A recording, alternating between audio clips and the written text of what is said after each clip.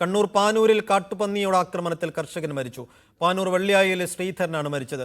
ചെണ്ടയാട്ടെ കൃഷിയിടത്തിൽ വെച്ചാണ് ശ്രീധരനെ കാട്ടുപന്നി ആക്രമിച്ചത്. അട്ടപ്പാടിയിൽ കാട്ടാനയുടെ ആക്രമണത്തിൽ വളർത്തുമൃഗം കൊല്ലപ്പെട്ടു.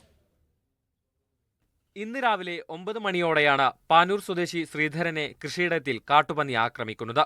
പാട്യം പഞ്ചായത്തിലെ മുതിയങ്ങ വയലിലായിരുന്നു സംഭവം.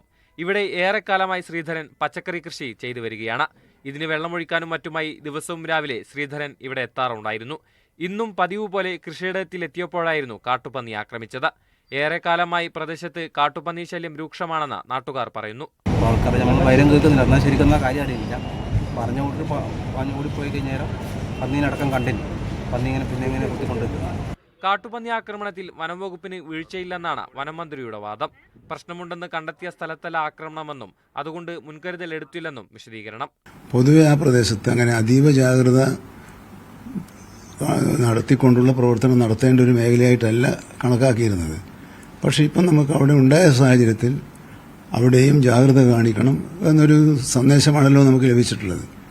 ആ സന്ദേശം ഉൾക്കൊണ്ടുകൊണ്ടുള്ള ഫലപ്രദമായ നടപടികൾ സ്വീകരിക്കാൻ സർക്കാർ എല്ലാ കാര്യങ്ങളും ചെയ്യുന്നതാണ്. പാലക്കാട് അട്ടപ്പാടി ആനക്കട്ടിയൂരിലാണ് മേയാൻ വിട്ട കാളയെ കാട്ടാനയുടെ കുത്തേറ്റ് ചത്ത നിലയിൽ കണ്ടെത്തിയത്.